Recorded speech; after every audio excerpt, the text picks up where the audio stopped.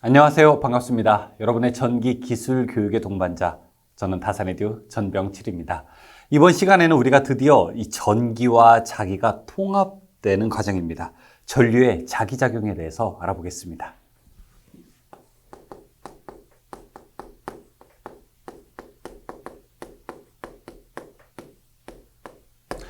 지금까지 우리가 학습을 하게 되면서 전류가 열을 만들어낸다는 열작용도 배웠고, 그 다음에 이 전류가 화학작용을 한다는 화학작용도 배웠습니다. 그 다음 이제 3단계로서 우리는 이 전류의 자기작용, 이 전류가 자기장을 만들어낸다. 즉, 전류가 자석을 만들어낸다라고 하는 전류의 자기작용에 대해서 배울 겁니다. 어떠세요? 이렇게 한 걸음 한 걸음씩 가보게 되니까 점점 좀 이해가 잘 되시나요? 낯선 길이기는 하지만 여러분이 이렇게 한 걸음 한 걸음 공부한다는 그 자체가 굉장히 중요하게 됩니다. 혹시 주변에 그런 말씀을 하시는 분들이 계실 수 있어요. 그런 말을 할 필요도 없는데, 전기기능사는 그냥 공부하는 거야. 관연도만 무조건 외우면 돼. 혹은 전기기능사 뭐하러 공부해? 바로 기사 공부나 산업기사 공부하지. 저는 그렇게 말씀하시는 저희를 하나도 모르겠습니다. 왜냐하면 제가 예전에 수영을 배울 때인데요. 저는 길거리 수영을 이미 할 줄 알았어요. 그런데 이제 저희 집사람이랑 같이 수영을 배우게 되는데, 집사람은 수영을 한 번도 배운 적이 없어서 수영을 배우러 가는데 처음에는 음파만 배우더라고요. 음파 이렇게 호흡하는 법과 물장구만 굉장히 오랫동안 배우더라고요. 저는 이렇게 비웃었죠. 언제 나처럼 이렇게 실전 수영을 할 거야? 라고 했지만, 실제로 그 배우는 짧은 순간, 기본기를 배우는 순간은 아주 짧은 순간이었습니다. 이 전체적으로 길게 보니까 저는 이제 저희 집사람의 수영 실력을 따라가지 못합니다. 왜냐하면 저는 기본기가 너무 안 잡혀 있기 때문에 그렇죠. 여러분들이 지금 하시는 공부가 조금 늦은 것 같고, 그 다음에 좀 늦는 것 같고, 그리고 조금 속도가 안 나는 것 같기도 하고, 그 다음에 빨리 문제 풀고 더 상향 공부로 가고 싶다고 하지만, 세상에 어떻게 우리가 먼 길도 한 걸음부터 가는 거고, 그 다음에 영어도 A, B, C, D부터 배워야 하듯이 이 전기에서도 가장 기초가 되는 이 부분을 결코 간과하지 않기를 바라겠습니다. 이 부분을 잘 공부하게 된다면 나중에 전기기사 6개월 공부할 거 3개월 만에 끝내고요. 전기산업기사, 전기기능장도 훨씬 더 여러분이 이해하기가 쉬울 겁니다. 특히 전기기능장이나 전기기술사를 아주 먼 미래에 꿈꾸고 계신다면 지금 하시는 공부가 아주 단단한 여러분의 체력을 길러줄 것입니다. 축구선수라고 해서 맨날 시합만 뛰는 건 아니죠. 오히려 더 기초 체력을 기르고 기본기를 배우는데 많은 시간을 할애하게 됩니다. 여러분도 꼭 그런 방식의 공부가 되면 좋겠고, 오늘 배우게 되는 전류의 자기작용도 그러한 관점에서 아주 중요하다고 할 수 있습니다. 제가 그림과 함께 이제 전류의 자기작용에 대해서 설명을 한번 해보겠습니다. 이 전류의 자기작용이라고 하는 것은 먼저 첫 번째, 이런 전선으로부터 시작을 하게 됩니다. 제가 여기다가 플러스를 걸고 마이너스를 걸어서 이쪽으로 전류가 흐른다고 해볼게요. 이 전류가 흐르게 되면은, 전선에 전류가 흐르게 되면은 그 주변에 우리는 눈으로 볼 수는 없지만 이 자기장이 만들어지게 됩니다. 그래서 우리 눈에는 보이지는 않지만, 이런 이제 자기장이 만들어지게 되는 거죠. 당연히 전류가 커질수록 이 자기장의 힘은 더 세지게 되는 겁니다. 그럼 저는 일단 한번 자기장의 세기를 더 크게 만들고 싶어요. 이런 고민을 딱 가지게 된다면, 이제 선을 이렇게 한 번만 가는 것이 아니라 선이 한 번 갔다가 그 다음에 두 번, 세 번, 이렇게 여러 번 꼬게 되는 거죠. 여러 번 꼬게 되면은 여기서 한 번 만들어질 자기장이 2배, 3배로 더 만들어지게 될 겁니다. 따라서 전기는 무슨 작용을 하게 되냐면은, 이 전선과 만나게 되면은 자기장을 만들어내는 자기작용을 한다라고 우리가 알 수 있습니다. 여기에서도 몇 가지 법칙이 들어가게 되는데요. 일단 전류가 이렇게 흘렀을 때 자기장이 어느 방향으로 만들어지냐라고 하는 것은 우리가 이 오른손을 펴보면 알 수 있습니다. 여러분 저와 같이 오른손 한번 딱 펴보시겠습니까? 오른손 딱 펴보세요. 그러면은 이 오른손에서 엄지손가락의 방향을 전류 방향이라고 했을 때, 전류가 여기 왼쪽에서 오른쪽으로 향하고 있죠. 그럼 나머지 네 손가락이 자 이렇게 안쪽에서 여러분들 바깥쪽으로 이렇게 휘어지게 됩니다. 자, 그것이 바로 자기장의 방향이 됩니다. 이 법칙을 우리가 무슨 법칙이라고 하게 되느냐? 앙페르의 오른손 법칙이라고 하게 됩니다. 오른손 법칙은 무엇에 대해서 알 수 있나요? 이 전류와 자기장의 방향에 대해서 알 수 있는 법칙이 되는 거죠. 자기장이 어떤 방향으로 만들어지는지.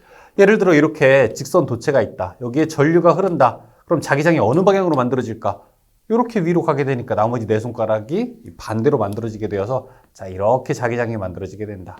이렇게 자기장이 만들어진다라고 하는 것을 보여줄 수 있죠. 또 반대로 만약에 전류가 이렇게 내려가는 방향이다라고 하게 되면은 엄지손가락이 아래를 향했을 때 나머지 네 손가락의 방향 이렇게 자기장이 만들어진다라고 하는 것을 알 수 있습니다. 원래 전류가 흐를 때 주변에 자기장이 만들어지는 것을 과거에는 잘 몰랐어요. 그런데 우연히 나침반을 그 옆에다가 대었을 때 나침반이 방향이 탕탕하고 움직이는 걸 보고 웨르스테드가 전류가 자기장과 무슨 영향이 있다라고 하는 것을 실제로 과학적으로 발견하게 된 것입니다. 자, 그 얘기가 직선 전류와 자력선의 관계라고 해서 그림처럼 표현되어 있습니다. 여기서 이제 앙페르의 오른나사 법칙, 오른손 법칙 이렇게도 이야기합니다. 오른나사 법칙, 오른손 법칙이라고 해서 전류와 자기장의 방향에 대해서 나타내고 있죠. 자, 그 다음에 코일 전류와 자력선의 관계도 우리가 나타낼 수가 있습니다. 코일과 전류의 자력선의 방향이라고 하는 것은요. 자, 이렇게 어떤 금속 도체가 있게 되고 여기에다가 제가 코일을 감게 됐어요. 코일이라고 하는 것은 전선을, 얇은 전선을 우리가 감게 되는 것을 코일이라고 합니다. 자, 이렇게 감은 다음에 여기다가 이제 전류를 이런 방향으로 흘렸습니다. 그러면은 전류는 이렇게 흘러가게 되겠죠. 이때 전류의 방향을 이제는 네 손가락으로 하게 되면은 전류의 방향이 이렇게 감게 돼서 이 왼쪽이 N극이 되고 오른쪽이 S극이 되는 이러한 자기장이 만들어지게 되는 겁니다. 그러면은 반대로 한번 전류를 걸어 볼까요? 반대로 걸게 된다는 거는 이런 식이죠. 여기 똑같이 자 이렇게 코일을 감게 되고 코일을 감은 상태에서 이제는 이쪽으로 전류를 흘려보겠습니다. I. 그러면은 반대로 전류가 이렇게 흘러가게 될 거니까 내 손가락으로 전류의 방향을 하게 되면 이제 엄지가 오른쪽을 향하게 되죠. 엄지가 향하는 쪽이 뭐다? N극이다. S극이다. 그러니까 이 전선을 이렇게 감아 놓은 다음에 플러스 마이너스를 반대로 하게 되면은 극성도 바뀌게 되는 거죠. 사실 이러한 원리로 우리가 전동기를 회전시키게 되는 겁니다. 극성을 바꿔서 반대 방향으로 자기장을 만들게 되는 거죠. 자, 코일의 전류에 의한 자기장이 바로 그런 것을 설명하게 되니까 여기서 나온 것을 우리가 앙페르의 오른손 법칙, 그 다음에 오른나사 법칙 이렇게도 설명을 하게 됩니다. 그러면 우리가 이제 전자석을 만약에 세게 만들고 싶다라고 하면 어떻게 하면 될까요? 전자석을 내가 센 놈을 만들고 싶다 하게 되면은 자, 이 그림을 보시게 되면은 답이 그냥 나오게 됩니다. 여기서 만들어지는 이런 자기장이 세게 나오는 것을 원한다라고 하게 되면은 우리는 어떤 방법을 선택할 수가 있냐면은 일단 전류가 크면 자기장이 셉니다. 그 다음에 권수가 한 바퀴가 아니라 10바퀴 감고 10바퀴가 아니라 100바퀴 감고 100바퀴가 아니라 200바퀴 감게 되면은 감은 횟수에 따라서 자기장이 더 크게 만들어지게 되죠.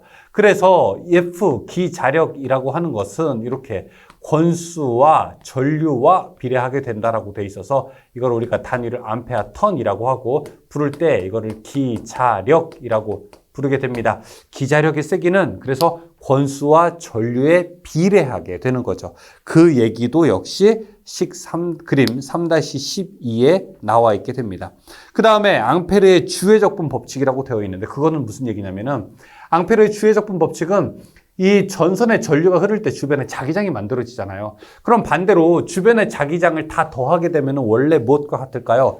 전류와 같지 않을까요? 그럼 이거 우리가 전류가 몇 암페어 흐르는지를 알 수 있지 않을까요? 그래서 여러분들 우리가 흔히 볼 수 있는 측정 기기 중에 후크, 클램프 미터라고 하는 게 있어요. 이 클램프 미터는 직접 전선을 통과하지는 직접 전선을 자르지를 않고 자 이렇게 생긴 클램프를 전선에 통과만 시킵니다. 그러면 여기 몇 암페어 흘렀는지 우리가 알 수 있게 되는데 이게 바로 이 전류가 만드는 자기장의 세기를 측정하게 되는 겁니다. 바로 무슨 법칙? 앙페르의 주의 적분 법칙을 여기서 이용을 하게 되는 거죠. 자, 다음 페이지 보시게 되면은 무한장 직선 전류에 의한 자기장의 세기, 이제 자기장의 세기를 한번 구해 보겠습니다. 그러면은 어떤 전선에 이렇게 전류가 흐를 때 그 전선으로부터 일정 거리 떨어진 요 지점, 이거를 우리가 R미터 떨어진 지점에서 자기장의 세기를 H라고 하게 되면은 이때 이 H, 암페어, 턴, 퍼, 미터. 이 자기장의 세기가 또 우리가 궁금하지 않습니까? 안 궁금하세요? 자, 이 자기장의 세기를 우리가 BO 사바르라는 사람이 정의를 하게 됩니다. 여기 지금 앙페르의 오른손 법칙은 전류와 자기장의 방향이잖아요. 비오 사바르의 법칙은 전류가 만드는 자기장의 세기와 관련이 있습니다. 이거 이름이 두 명이에요. 비오라고 하는 사람과 사바르라고 하는 사람 두 명이서 같이 만든 거여서 비오 다시 사바르 법칙이라고 부르게 됩니다. 어떤 얘기가 있느냐? 원래 이거를 식으로만 나타내게 되면 식 3-16과 같아요. 식 3-16 하게 되면 4파이 R제곱분에 그 다음에 우리가 I, 델타, 그 다음에 L 이렇게 하게 되는데 이거를 세 가지로 정리를 할 수 있습니다. 자, 첫 번째.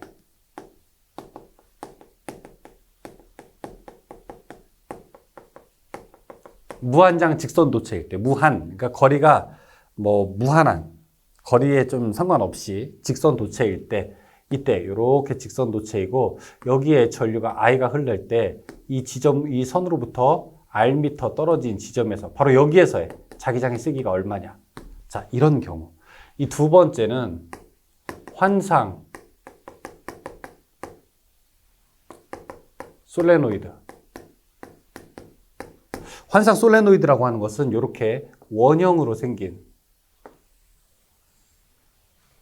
틀에다가 전선을 안팎으로 이렇게 감는 겁니다.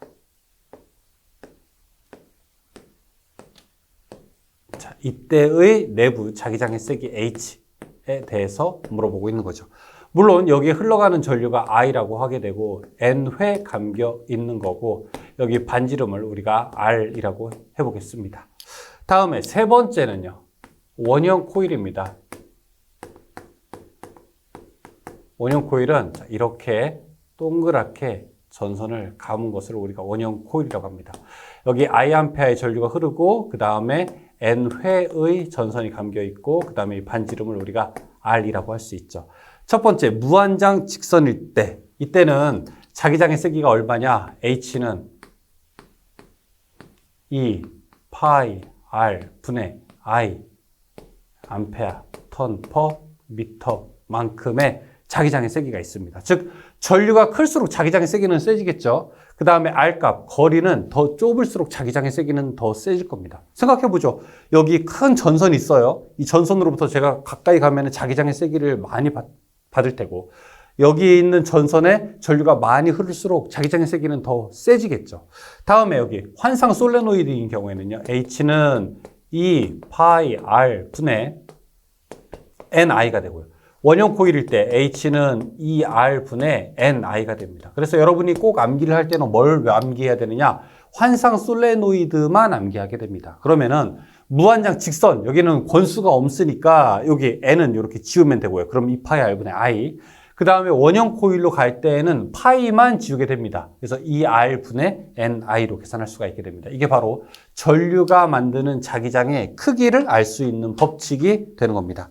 비오 사바르의 법칙이 기준이 되는 거고 그 다음에 여기서 응용한 형태가 이렇게 세 가지로 놓을 수 있게 되는 겁니다. 다음에 식 3-18 보게 되면은 자기회로라고 되어 있습니다. 이 자기회로라고 하는 것은 무엇이냐? 자기장이 갈 수 있는 회로를 우리가 자기회로라고 합니다. 전기는 어떤 곳으로 갈 수 있죠? 전기는 이 도체로 이동할 수 있게 되는 거죠. 근데 자기는 이 재밌는 게 꼭 도체가 아니더라도 이렇게 공기 중으로도 자기장은 이동할 수 있게 되는 거고 이때 자기장의 세기 H는 이렇게 계산합니다. L분의 NI로 놓을 수 있고 이 NI가 암페어 턴이고 이 L이 권수니까 미터. 이렇게 놓을 수 있는 게 자기장의 세기입니다.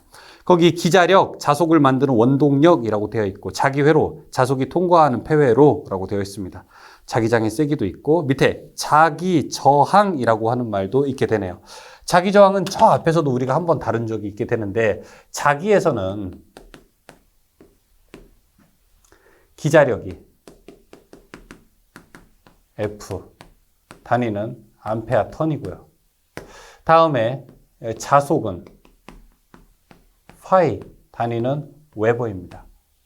자기 저항은 어떻게 될까요? 그러면은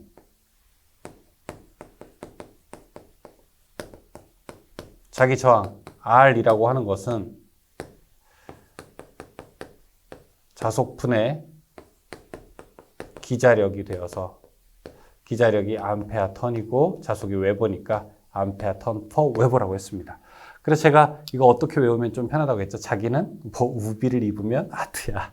이런 걸로 우리가 외울 수 있다고 했었죠. 자, 그리고 그래서 식 3-19가 통하게 되고 그 밑에 식 3-20도 있습니다. 이 자기 저항을 그러면 결정하는 거는 뭐냐? 전기 저항에서는 전기 저항은 R은 로 A분의 L 이렇게 됐었어요. 고유 저항과 그다음에 길이와 그다음에 면적의 반비례 하게 되는 거죠. 자기 저항은 R은 R인데 이 마그네틱이니까 RM이라고 놓게 되면은 RM은 투자율 A 분의 L 이렇게 놓을 수 있습니다. 도체의 길이가 길면은 당연히 자기 저항 크죠. 자로의 길이가 길면은. 그다음에 투자율과 면적의 곱해는 반비례하게 됩니다. 이게 조금 이제 다르게 되죠.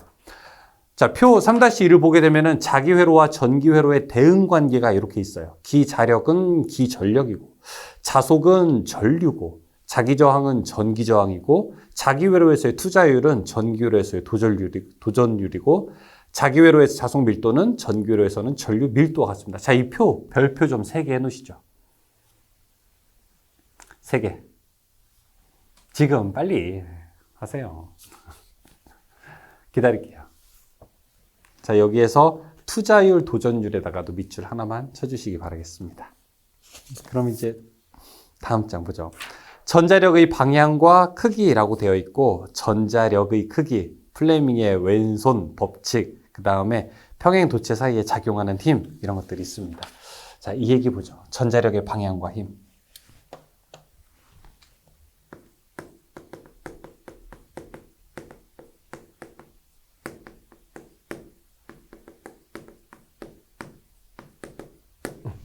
플레밍의 왼손 법칙, 그 다음에 오른손 법칙 두 개 다 설명을 해야 되는데 이런 거 한번 본 적 있으세요? 이런 거. 이렇게. 예전에 우리 과학 시간에, 중고등학교 과학 시간에 하게 되는 건데. 자, 제가 이 자기장과 그 도선에서 만들어지는 자기장을 한번 설명해 볼게요. 여기 N극 하나 있어요. N극 자석이. 자, 이쪽은요, S극 자석이 하나 있어요. 그러면 여러분 눈에는 보이지 않지만 N에서 S극으로 자기장이 이렇게 뿅뿅뿅 가는 거 보이십니까? 잘 안 보이니까 제가 그림으로 표현해 볼게요. 이렇게 N에서 S극으로 이렇게 자기장이 이동하게 될 거예요. 그렇죠? 자, 그 사이에다가 제가 전선을 하나 짠 하고 놔볼게요. 전선을 하나 놓고 이 전선에다가 바깥에서 안쪽으로 이렇게 들어가는 전기를 한번 흘려보겠습니다. 들어가는 거는 제가 이렇게 X라고 치고 나오는 건 점으로 찍을게요. 그러면은 이 전선에 전류를 흘리게 되면 주변에 자기장이 만들어지겠죠. 어느 법칙으로? 앙페르의 오른손 법칙으로. 이 엄지손가락을 안쪽으로 하게 되면은 나머지 네 손가락이 이렇게 시계 방향으로 만들어질 겁니다. 즉 자기장이 자, 이런 방향, 이런 방향으로 이렇게 만들어지게 돼요. 맞습니까?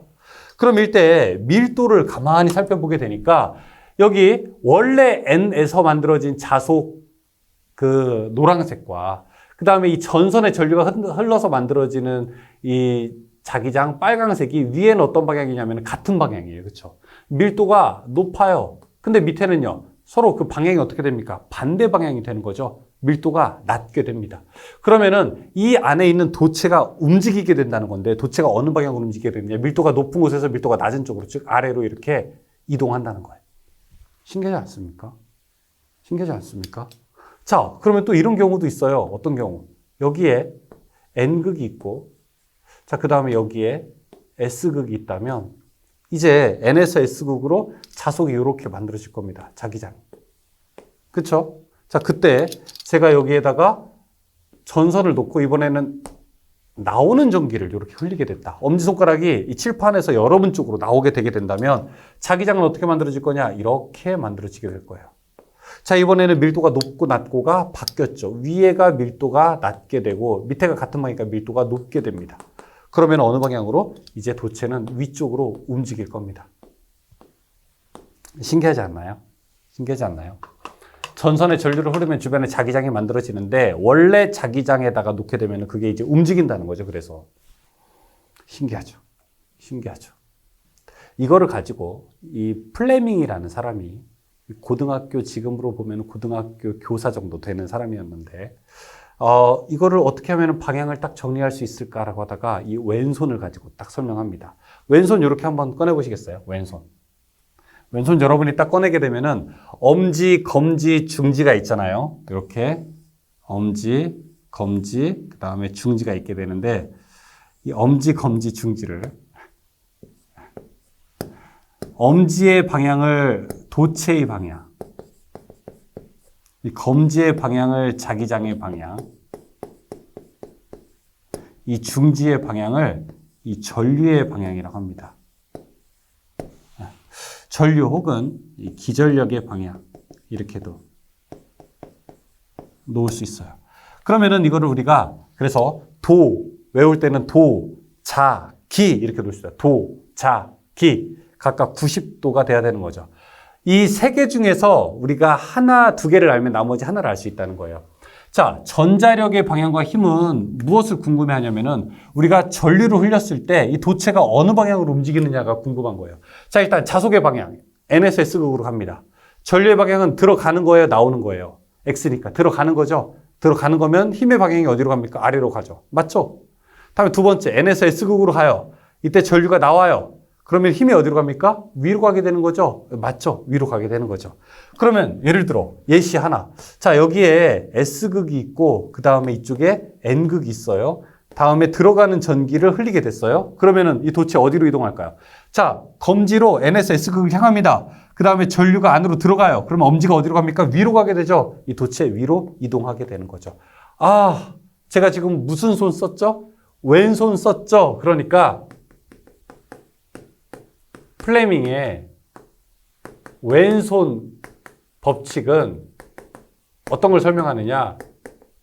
전류가 흘렀을 때 힘의 방향이 어느 쪽으로 만들어지게 되는 거냐라고 하는 걸 알 수 있게 되는 거고, 전류가 흘렀을 때 힘의 방향이 어느 쪽으로 만들어지게 되느냐라고 하는 것은 우리가 전동기 법칙을 설명하게 되는 겁니다. 여기서 하나 더 들어갈게요. 자, 그냥 다음에 플레밍의 오른손 법칙도 있어요. 오른손 법칙은 이렇게 하게 되는 겁니다. 도, 자, 기. 이거는 뭐냐면은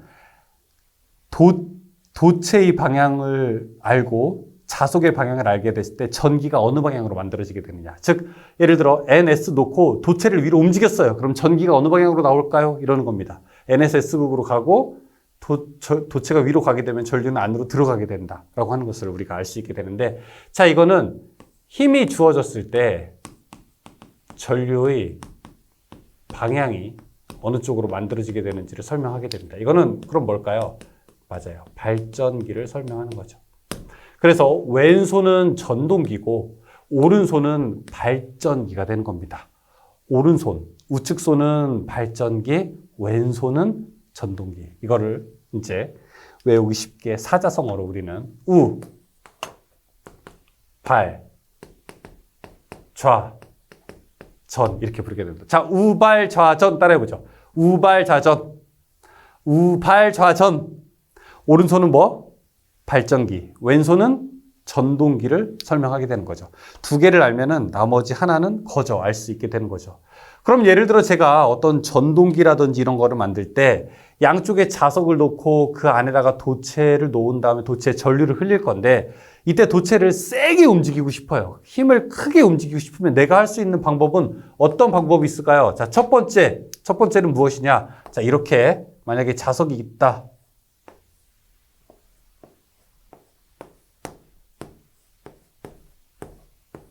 N극, S극 자석이 있다. 그럼 첫 번째는 이 자석이 세야 됩니다. 자석이 클수록 더 좋아요. 그러니까 B, 자석 밀도가 크면 좋아요. 그쵸? 그 다음에 이 안에 있는 도체에 큰 전류를 흘립니다. I 암페어가 큰 전류를 흘립니다. 그 다음에 여기 있는 길이 L 미터가 또 크면 좋습니다. 그러니까 힘은 무엇과 관련이 있냐면은 결국에는 B, I, L과 관련이 있어요. 자석 밀도, 흐르는 전류, 그 다음에 도체의 길이와 관련이 있게 되죠. 또 이때 이루는 각도라고 해서 세타라고 해서 이게 사인 세타까지 하게 되는 게 힘의 단위, 뉴턴이 되게 되는 겁니다. 그 얘기가 지금 교재 보시게 되면은 식 3-21에 있게 되는 거고, 그 다음에 각도까지 함께 있는 것이 식 3-22에 있게 되는 겁니다. 이것도 뒤에 이제 문제를 풀어보게 되면서 조금 더 실전 감각을 익히게 될게요. 다음에 이제 그림 3-20 보시게 되면은 평행 도체 사이에 작용하는 힘 이렇게 되어 있어요. 자, 여기 전선이 하나 있고, 그 다음에 또 하나가 있어요. 자, 이 전류가 만약에 같은 방향으로 이렇게 흘러가게 된다. 그럼 어떤 힘이 작용하게 되냐면은 둘 다 이렇게 잡아 당기는 힘이 작용을 하게 됩니다. 이걸 우리가 흡인력이라고 부르게 돼요. 그런데 만약에 전선 두 개가 서로 다른 방향으로 전류가 흘러요. 다른 방향. 이렇게. 그러면 이때는 서로 밀어내려고 하는 힘이 만들어지게 됩니다. 이건 우리가 반발력이라고 부르게 됩니다. 여기 흐르는 전류를 I1, 여기 흐르는 전류를 I2, 둘 사이의 거리를 우리가 R미터라고 했을 때 흡인력이든 반발력이든 둘 사이에 작용하는 힘 F를 또 궁금하지 않습니까? 계산해보고 싶지 않으세요? 거리에는 반비례하게 되고, 그 다음에 이 I1, I2 곱하기 10의 마이너스 7 뉴턴만큼 힘이 작용을 하게 됩니다. 자, 이게 식 3-23에 있는 내용입니다. 계산 맞죠? 결국에는 우리가 자기장의 세기를 세게 하려고 노력을 할 겁니다. 이 자기장의 세기를 세게 하려고 하는 노력은 왜 하게 되느냐?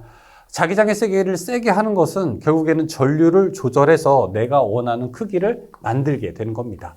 내가 원하는 크기를 만들게 되면은 우리가 발전기든 아니면은 전동기든 내가 원하는 전압을 만들든 아니면은 내가 원하는 힘을 만들든 내 마음대로 조절할 수 있게 되는 거죠. 그래서 이제 우리는 이 자석의 힘을 조절하는 사람이 되는 겁니다. 전기를 조절해서 자석의 힘을 조절하는 사람이 바로 전류의 자기작용을 잘 이해하고 있는 사람이 되는 것이죠. 문제 한번 풀어보게 되면서 어떤 문제들이 어떤 식으로 나오는지를 같이 살펴보겠습니다. 그럼 이제 문제 한번 풀어볼게요. 1번.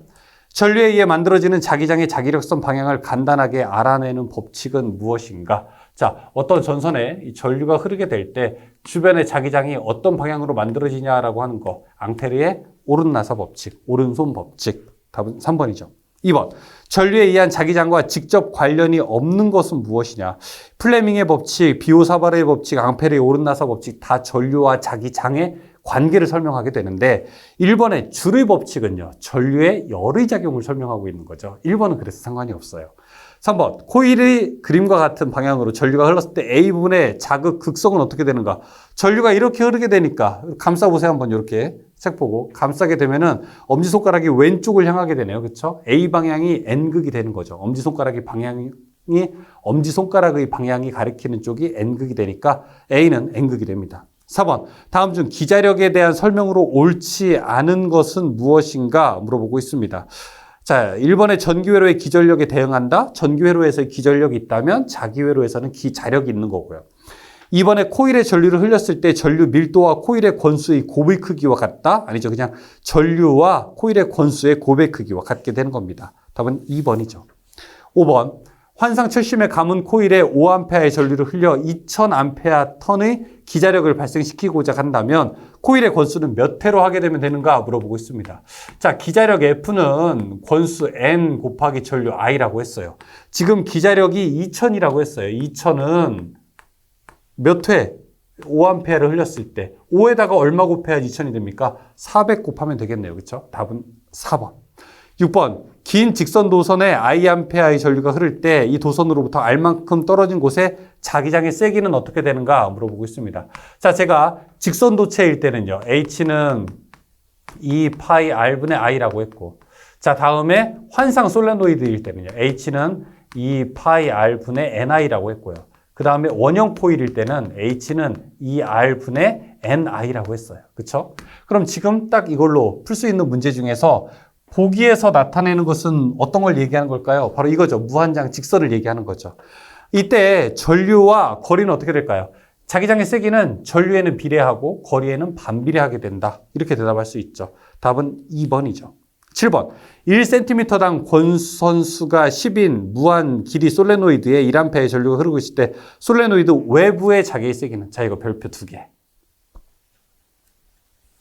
내부의 자기의 세기는 이렇게 구하는 건데 외부는 그냥 빵입니다. 외부는 없어요. 답은 1번이에요. 8번. 반지름 R, 권수 N인 원형 코일에 전류가 흐를 때 그 중심의 자기장의 세기는, 원형 코일은 요거 했었죠? 이 R분의 NI. 답은 1번이죠. 9번. 반지름 5cm, 권수 10회인 원형 코일에 15A의 전류가 흐르면 코일 중심의 자기장의 세기는 어떻게 되는가? 지금 원형 코일 얘기했으니까 자, 이식 쓰게 되면 되는 거죠. H는 이 R분의 NI라고 했으니까 여기 이 곱하기 R 값이 얼마라고 했냐면 반지름이 5cm라고 해요. 미터로 바꾸게 되면 0.05m죠. 권수를 계산하게 되면 권수는 10이고 전류가 15라고 합니다. 10 곱하기 15 계산할 수 있어요. 그러면 얼마일까요? 1500 나오나요? 2번이죠. 10번. 무한장 직선도체의 전류를 통했을 때 20cm 떨어진 점의 자기의 세기가 10이라면 전류의 크기는 어떻게 되는가 물어보고 있습니다. 무한장 직선일 때 전류 I 물어보니까 I는 2 파이 R H 이렇게 놓을 수 있죠. 2 곱하기 파이 3.14 곱하기 반지름이 얼마라고 했냐면 20cm라고 했으니까 0.2 그 다음에 자기장의 세기는 10이라고 했어요.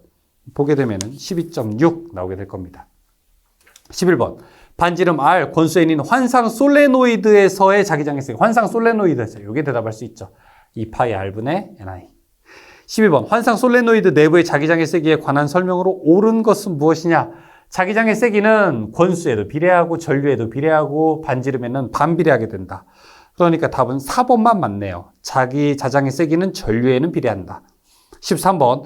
평균 반지름 R, 환상 솔레노이드 I의 전류가 흐를 때 내부 자기가 H다. 권수는 어떻게 되는가 물어보고 있습니다. 자, 요식 H는 2 파이 R 분의 N, I 이렇게 되죠. 권수 N을 놓게 되려면 어떻게 됩니까? 이 양쪽을 I분의 2 파이 R을 곱하면 되겠죠. 그러면은 N은 이렇게 되겠죠. I 분의 2 파이 R의 H. 답은 몇 번? 3번이 되죠. 14번. 자화력을 표시하는 식과 관계가 되는 것은 무엇인가? H는 L분의 NI. 답은 4번. 15번. 평균 길이 10cm, 권수 10회인 환상 솔레노이드에 3A의 전류를 흘리게 되면 내부의 자장의 세기는 어떻게 되는가 물어보고 있습니다.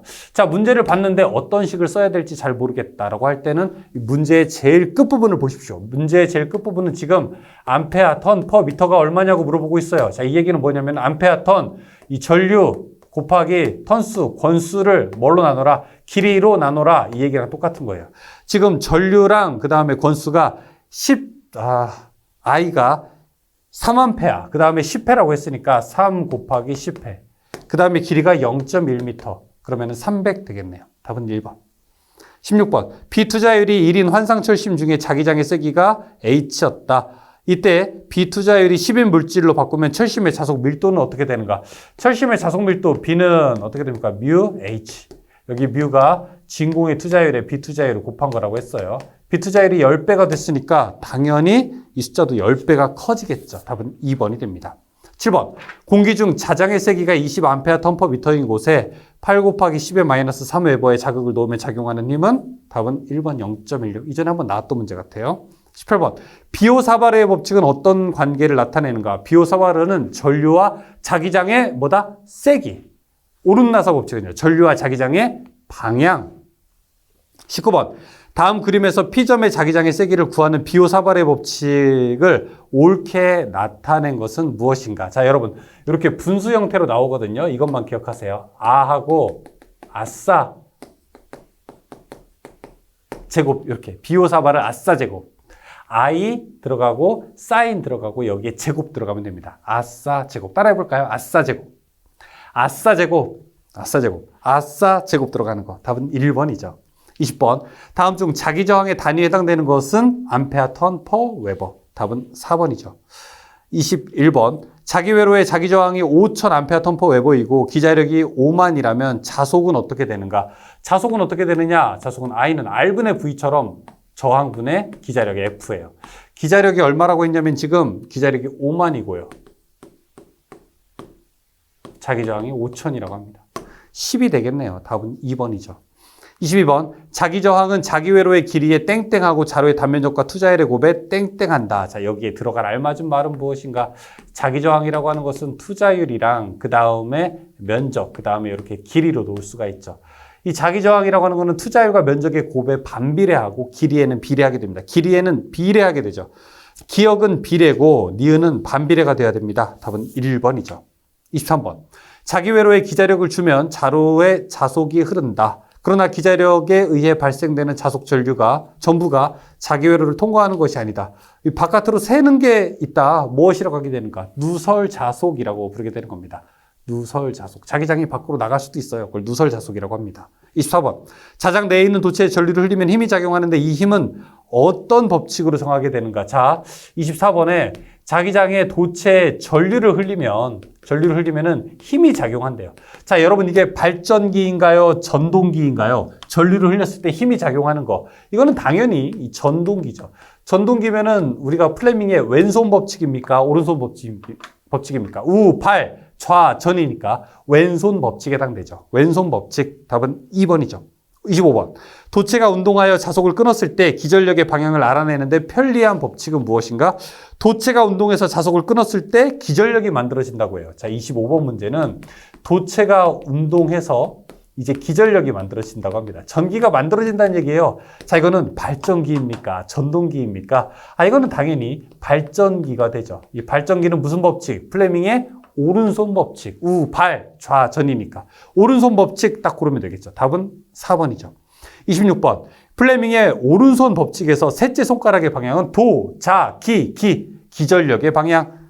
답은 3번이죠. 27번. 다음 중 전동기의 원리에 적용되는 법칙은 무엇인가? 우, 발, 좌, 전, 왼손 법칙. 3번이죠. 28번. 다음 중 전자력 작용을 응용한 대표적인 것은 전자력이라고 하는 게 뭐죠? 전자력. 이 전류를 흘리면은 자력이 만들어진다는 거예요. 이거를 이용한 거 대표적인 거 전동기입니다. 1번이 되죠. 29번. 플레밍의 왼손 법칙에서 전류의 방향을 나타내는 것은 왼손 법칙. 도, 자, 기전력, 전류의 방향. 여기도 중지죠. 답은 3번.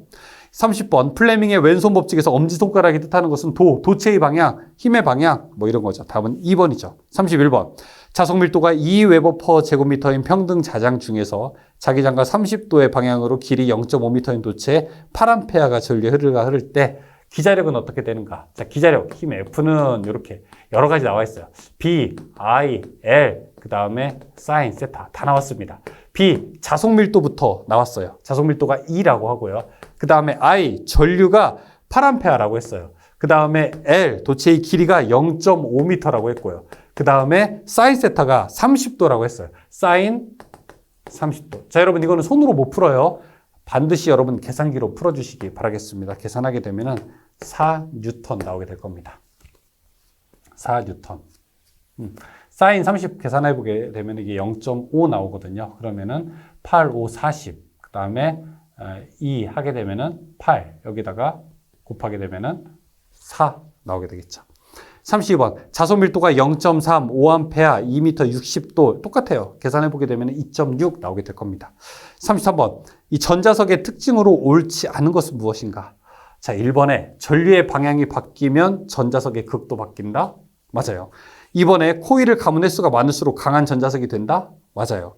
3번에 전류를 많이 공급하면 무한정 자력이 강해진다? 아니에요.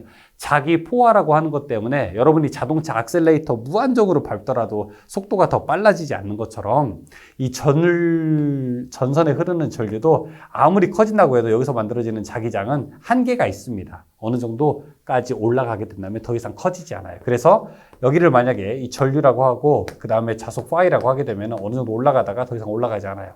자기 포화되게 됩니다. 이런 거를 여기서 설명하고 있죠. 답 3번은 잘못된 말이에요. 그래서 34번. 다음 중 자기작용에 관한 설명으로 틀린 것은 무엇인가?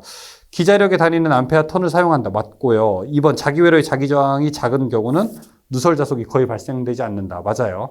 3번에 자기장 내에 있는 도체에 전류를 흘리면 힘이 작용하는데 이 힘을 기전력이라고 부르게 된다? 아니에요. 전자력이에요. 전자력. 35번. 무한히 긴 평행한 두 직선이 있다. 이들 도선에 같은 방향으로 일정한 전류가 흐를 때 상호 간의 힘은 무엇인가? 자, 이렇게 두 선이 있게 되는데 이때 같은 방향으로 흐를 때 작용하는 힘, 서로 당기는 힘이 작용하게 되죠. 흡인력이 작용하게 되는 거고 거리가 가까울수록 그 힘은 더 커집니다. 그러니까 R이 클수록 그 힘은 작아진다는 얘기죠. 답은 1번이죠. 흡인력이 되고 그 다음에 R이 클수록 거리가 멀어질수록 그 힘은 더 작아지게 됩니다. 36번. 평행한 왕복도체에 흐르는 전류에 의한 작용은 어떻게 되는가? 평행한 왕복도체래요. 여기 갈 때 이쪽으로 흐르고 올 때 이쪽으로 흐르게 된다는 겁니다. 자, 이때 둘은 어떤 힘이 작용하게 될까요? 서로 반대 방향이니까 서로 밀어내는 힘, 반발력이 작용을 하게 됩니다. 이런 거 우리가 주변에서 어디서 볼 수 있을까요? 저기 여러분들이 이제 시외를 딱 갔을 때 이렇게 철탑이 있고 이렇게 철탑이 있어요. 철탑에서는 같은 상의 전류가 선 하나로 가지 않고 여러 가닥으로 갑니다. 같은 방향으로 이렇게 전류가 흐르는 거예요. 그래서 한 4개 정도 같은 방향으로 갈 때 서로 같은 방향이니까 어떻게 될까요? 서로 달라붙으려고 하지 않을까요? 달라붙으려고 하게 되니까 서로 달라붙지 말라고 이 사이에다가 설치하는 장치가 있습니다. 이걸 우리가 스페이서라고 하는데 단면에서 옆에서 딱 보게 되면은 이런 모양으로 생겼어요. 이런 모양으로 서로 이렇게 간격을 딱 띄워줍니다. 왜 있는 거라고요? 서로 같은 방향으로 전류가 흐르니까 달라붙을 수 있어서 이걸 우리가 스페이서라고 부르게 됩니다. 맞아요. 저기 키보드에서 맨 밑에 있는 스페이스바, 공간 바와랑 똑같은 역할을 하게 되는 거예요. 37번. 다음 그림에 같은 평행한 두 도체에 같은 방향 전류가 흘렀을 때 이 두 도체 사이에 작용하는 힘은 어떻게 되는가? 서로 같이 아래를 향하고 있네요. 그렇죠? 그러니까 당연히 흡인력이 작용을 하겠죠. 38번. 공기 중에서 5cm 간격을 유지하고 있는 두 개의 평행 도선에 각각 10A의 전류가 동일한 방향으로 흐를 때 도선 1m당 발생하는 힘의 크기는 어떻게 되는가? 38번. 자, 여기서 작용하는 힘의 크기를 계산해 보라는 거죠. 힘의 크기는 거리분의 2I1, I2 곱하기 10의 마이너스 7제곱이에요. 거리가 얼마라고 했냐면 지금 5cm, 0.05가 되고 그 다음에 이 전류가 10A라고 합니다. 곱하기 10 곱하기 10이에요. 곱하기 10의 마이너스 7제곱. 계산 한번 해볼 수 있겠죠. 계산해보게 되면 아마 4 곱하기 10의 마이너스 4제곱이 나올 겁니다. 답은 1번으로 넣을 수 있어요. 네. 자, 여기까지 우리가 전류의 자기작용에 대해서 알아봤습니다. 이 전기는 열작용, 화학작용도 있지만 이렇게 전기가 만들어내는 자기작용에 의해서 발전기나 그 다음에 전동기가 돌아간다는 거 꼭 기억하시고요. 이후에 이제 몇 강 뒤에 우리가 변압기 설명할 텐데 변압기도 전류의 자기작용을 빼게 되면 설명을 할 수가 없습니다. 이만큼 중요한 게 바로 여기라고 할 수 있고 항상 첫 걸음 이렇게 천천히 걷듯이 여러분이 이 내용을 천천히 음미하시기 바라겠습니다. 수고 많으셨습니다.